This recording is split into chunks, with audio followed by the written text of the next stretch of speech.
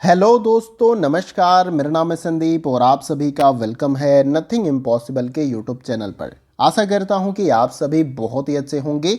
और आज के इस वीडियो में हम लोग यूजीसी नीट फर्स्ट पेपर में एग्जाम 2022 और 23 के लिए इवन आगे जब भी आपका एग्जाम होगा पेपर 1 का, तो उसमें हम जो है शिक्षण अभिवृत्ति वाले यूनिट से, जिसको इंग्लिश में टीचिंग एप्टीट्यूड भी कहा जाता है, तो इसके अंतर्गत शिक्षण में चरों के जो विभिन्न कार्य हैं उससे संबंधित ये एक छोटा सा टॉपिक है। इसको हम आज के इस वीडियो में क्लियर करने का प्रयास करेंगे और बहुत ही अच्छे तरीके से मैं आपको समझाने का प्रयास करूंगा और आपको अच्छे तरीके से समझ में भी आ जाएगा। तो आपको करना क्या है कि वीडियो को स्टार्टिंग से लेकर एंड तक देखना है। वीडियो बहुत ज़्यादा लंबा नहीं होगा, उम्मीद है कि 10 मिनट के अंदर ये वीडियो आपका खत्म हो जाएगा और 10 मिनट में आपको शिक्षण में चरों के जो विभिन्न कार्य हैं वो भी आपको अच्छे तरीके से समझ में आ जाएगा। तो चलिए फ्रेंड, वीडियो को स्टार्ट करते हैं। तो देखिए, यहाँ पर हम थोड़ा सा समझने का प्रयास करते हैं कि शिक्षण के चरों में चरों का जो है विभिन्न कार्य होता है उसे हम समझ लेते हैं, जिसको इंग्लिश में यहाँ पर फंक्शन ऑफ टीचिंग वेरिएबल्स कहते हैं। देखिए, सबसे पहले पॉइंट में यहाँ पर मैंने आपको क्या बताया है कि हस्तक्षेप चर के माध्यम से स्वतंत्र चर शिक्षक तथा आश्रित चर छात्र शिक्षण प्रक्रिया में निम्न कार्य करते हैं। अभी मैंने एक वीडियो आपको प्रोवाइड किया था, उस वीडियो में मैंने आपको चर के बारे में बताया था। 3 तरह के चर हैं, एक तो आपका स्वतंत्र है, दूसरा आश्रित है और तीसरा हस्तक्षेप चर था। उसको मैंने आपको बहुत ही अच्छे तरीके से क्लियर करने का प्रयास किया था। और ये कार्य कौन कौन से हैं इसे हम जान लेते हैं। तो देखिए, आपने अच्छे से समझा था, जो चर वाला मैंने टॉपिक आपको क्लियर कराया था। शिक्षण के जो इंपॉर्टेंट चर थे आपके स्वतंत्र चर हैं, आश्रित चर हैं और इसके साथ ही साथ जो आपका हस्तक्षेप चर था। तो देखिए, इसमें मैंने यही बताया कि हस्तक्षेप चर के माध्यम से जो है स्वतंत्र चर, जो शिक्षक है स्वतंत्र है, वो किसी पे आश्रित नहीं होता है।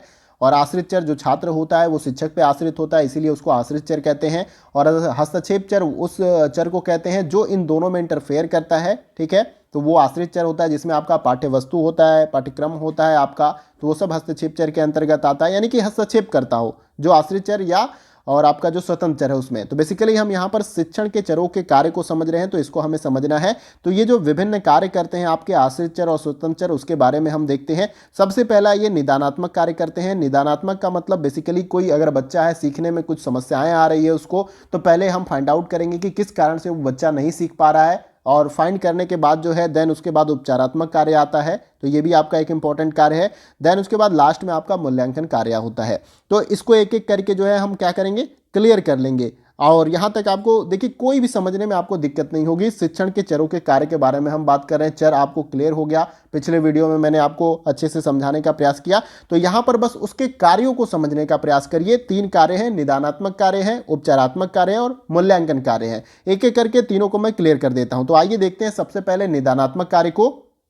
देखिए, सबसे पहले यहाँ पर हम निदानात्मक कार्य को समझते हैं। आपके देखिए, सबसे पहले पॉइंट में मैंने क्या बताया कि निदानात्मक कार्य में स्वतंत्र चर जो है अधिक क्रियाशील होते हैं और शिक्षक इस बात का निदान करते हैं कि छात्र को क्या क्या आता है और उसे कहाँ कहाँ कठिनाई होती है। तो बेसिकली एग्जाम्पल मैं आपको देकर एक समझाता हूँ कि अगर कोई डॉक्टर है और कोई मरीज उसके पास जाता है तो क्या वो पहले करता है, तो आप बोलेंगे कि वो पहले पूछता है हमसे कि आपको क्या हुआ है, क्या तकलीफ है, बुखार है, जुकाम है, खांसी आ रही है। उसके बाद जब वो पता कर लेता है कि नहीं आपको बुखार है, आपको जुकाम है, खांसी है, तो उसके बाद से वो दवाई देता है।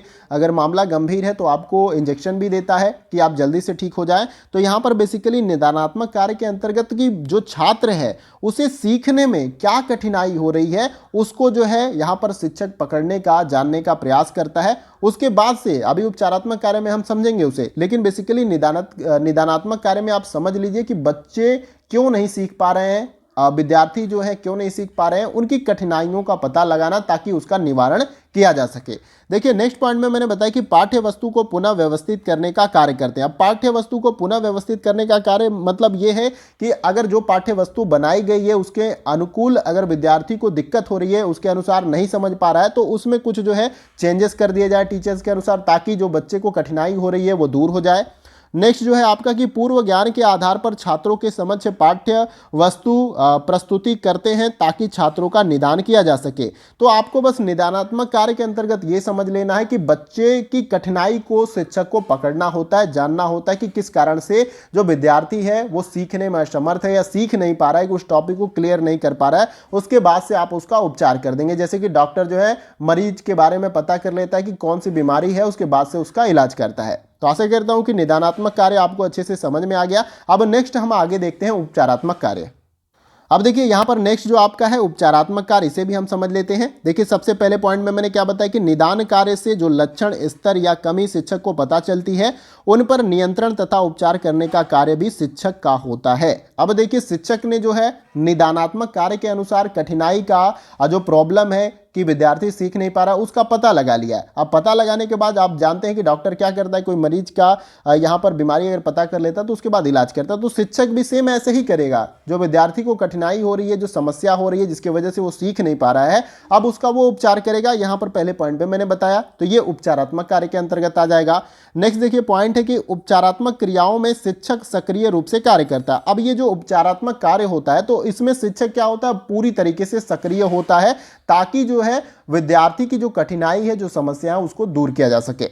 अब नेक्स्ट जो देखिए इसमें कि यह कार्य क्लास के अंदर किया जाता है, यानी कि ये जो आपका उपचारात्मक कार्य होता है वो क्लासरूम के अंदर किया जाता है। जो विद्यार्थी की कठिनाई होती है उसे दूर करने का प्रयास कहाँ किया जाता है, क्लासरूम में किया जाता है। अब उसे जिस भी तथ्य में, जिस भी टॉपिक में या सीखने में या समझने में कोई दिक्कत होगी, शिक्षक उसका निवारण क्लासरूम में ही कर देगा। आशा करता हूं कि उपचारात्मक कार्य भी आपको अच्छे से क्लियर हो गया। अभी हम देख रहे हैं क्या, शिक्षण में चरों के जो विभिन्न कार्य हैं, क्या क्या करते हैं। एक तो निदान करते हैं, उपचारात्मक करते हैं, फिर मूल्यांकन करते हैं।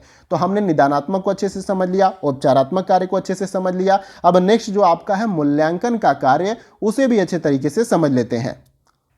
अब देखिए नेक्स्ट जो आपका है यहाँ पर शिक्षण के चरों के जो विभिन्न कार्य, उसके अंतर्गत आपका मूल्यांकन का कार्य, इसे भी समझ लेते हैं। देखिए इसमें सबसे पहले पॉइंट में मैंने बताया कि मूल्यांकन शिक्षा का महत्वपूर्ण अंग होता है। अब मूल्यांकन का तात्पर्य क्या है कि जब आप किसी समय अवधि के अंतर्गत किसी विद्यार्थी को कुछ भी पढ़ाते हैं, सिखाते हैं एक पाठ्यक्रम या सिलेबस के अनुसार, तो अंत में आप क्या करते हैं, मूल्यांकन करते हैं। मूल्यांकन किस लिए करते हैं कि जो आपने पढ़ाया, लिखाया, समझाया, कितना बच्चों ने सीखा, वो कब पता चलेगा, जब आप मूल्यांकन करेंगे। आशा करता हूं यहां तक आपको क्लियर हो गया। और आप सभी ने देखा होगा कि आप जब एकेडमिक कर रहे होंगे, तो उसमें जब कोचिंग करते होंगे, तो आपका वीकली टेस्ट होता था, मंथली टेस्ट होता था। तो टेस्ट लेने का तात्पर्य यह है कि शिक्षक जो पढ़ा रहा है वो कितना आपको समझ में आ रहा है। अगर नहीं भी समझ में आ रहा है, टेस्ट में कम नंबर आ रहा है, तो इसका मतलब ये नहीं कि आप बहुत ही बेकार स्टूडेंट है। इसका मतलब ये कि कहीं कमी है शिक्षक के अंदर की, कोई टॉपिक को वो अच्छे से क्लियर नहीं कर पाया, तो वो फिर से आपको वो टॉपिक क्लियर करने का प्रयास करता है। जब नेक्स्ट टाइम जब टेस्ट लेता है तो आपका स्कोर बेहतर हो जाता है।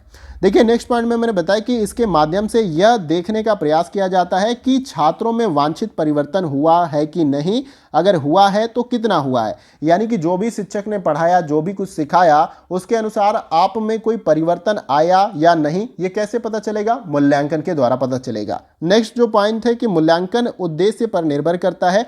तो उद्देश्य तो होता ही है कि जो कुछ भी पाठ्यक्रम या सिलेबस के अनुसार हम पढ़ा रहे हैं, उसका कितना आपने अधिगम किया, कितना जाना, तो ये सब मूल्यांकन जो है मूल्यांकन के द्वारा पूरा आपका पता चल पाएगा।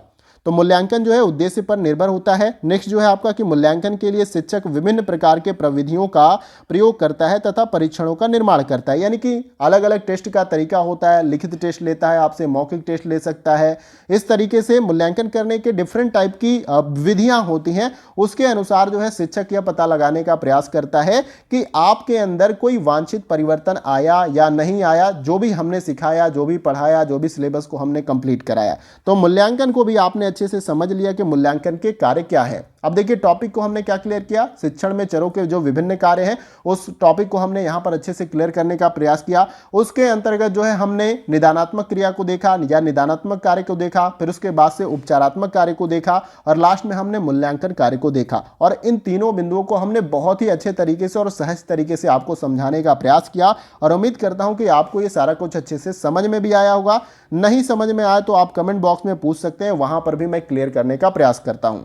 देखिए उम्मीद करता हूं यहां पर कि वीडियो का सेशन आप सभी को पसंद आया होगा। और वीडियो कहीं से भी अच्छा लगे तो वीडियो को आप लाइक कर सकते हैं। आपके एक लाइक से हमें बहुत सारा मोटिवेशन और अप्रिशिएशन मिलता है। हमें लगता है कि हम जो प्रयास कर रहे हैं वो आपके लिए हेल्पफुल है, इसीलिए आप लाइक कर रहे हैं। यहाँ पर लाइक से कोई यहाँ पर चार्ज वार्ज नहीं लगता है, इससे बस एक मोटिवेशन मिलता है ताकि हम आगे इसी प्रकार से काम करते रहें। और लगता है कि वीडियो इंपॉर्टेंट है और दूसरे लोगों की भी हेल्प हो सकती है, तो आप इस वीडियो को शेयर कर सकते हैं मैक्सिमम दोस्तों के साथ, ताकि उनको भी इस वीडियो से हेल्प मिल जाए। और चैनल पर नए हैं तो चैनल को आप सब्सक्राइब कर सकते हैं और उसके बगल में ये जो बेल आइकन का बटन होता है घंटी की तरह, इसको आप प्रेस कर लेंगे तो जब भी इस चैनल पे कोई भी इंपॉर्टेंट वीडियो अपलोड होगी तो उसकी नोटिफिकेशन आपको आसानी के साथ प्राप्त हो जाएगी और वीडियो आप मिस नहीं कर पाएंगे। तो उम्मीद करता हूं दोस्तों कि आपको पूरा सेशन अच्छे से समझ में आया होगा और आज की वीडियो में बस इतना ही। फिर मिलते हैं अगली वीडियो में कुछ और महत्वपूर्ण टॉपिक के साथ। तब तक के लिए जय हिंद, जय भारत।